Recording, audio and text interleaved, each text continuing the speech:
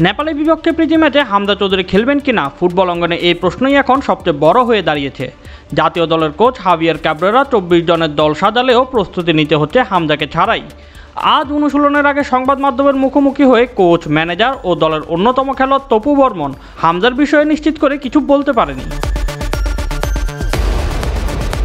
জাতীয় দলের ম্যানেজার আমির খান জানিয়েছেন, ছাড়পত্রের জন্য হামজার ক্লাব লেস্টার সিটিকে চিঠি দিয়েছে বাফুফে। খেলতে মুখিয়ে আছে হামজাও, তবে শেষ সিদ্ধান্তটা লেস্টারের। যে কালকে রাতে লাস্ট টেক্সটে যে কথা হয়েছে সেখানে বলা হচ্ছে যে হামজা বলতেছে যে আমার এজেন্ট যে আছে সে ট্রাই করতেছে তুমি ফরওয়ার্ড করছো কি না। তো আমি বলছি যে অফিস থেকে ফরওয়ার্ড করা হয়েছে, তুমি যদি চাও আমি ফরওয়ার্ড করব। হামজা যোগ দিতে না পারলেও কোনো সমস্যা দেখছেন না কোচ। তার ভাষ্য,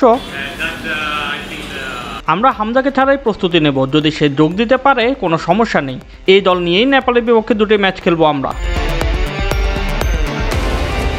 গত ম্যাচে ভারতের বিপক্ষে অভিষেকের পর থেকে হামজাকে ঘিরে বাংলাদেশের পরিকল্পনা সাজানো হচ্ছে, তাই তাকে ছাড়া মানিয়ে নেওয়াটা সহজ হবে না বলে মনে করেন ডিফেন্ডার তপু বর্মন।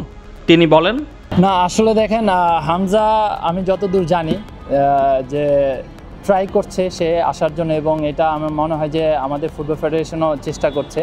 সে যদি নেপালে আমাদের সাথে জয়েন করতে পারে ম্যাচের আগে, তাহলে ডেফিনেটলি আমাদের জন্য খুবই ভালো হবে, কারণ আমরা সবসময় তো হামজাকে দিয়েই সব কিছু শুরু করি এবং আমরা তাকে ফলো করি।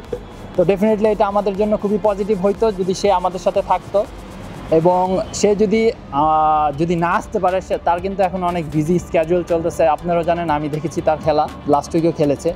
তো আসলে উইদাউট হামজা আসলে আমাদের জন্য একটু কষ্ট হবে, কিন্তু আমরা মানায় নেওয়ার চেষ্টা করবে এবং আমাদের যতটুকু সামর্থ্য আছে তার থেকে বেশি আমি মনে করি দিতে হবে, এবং আমরা সেখানে একটা ভালো কিছু করতে চাই।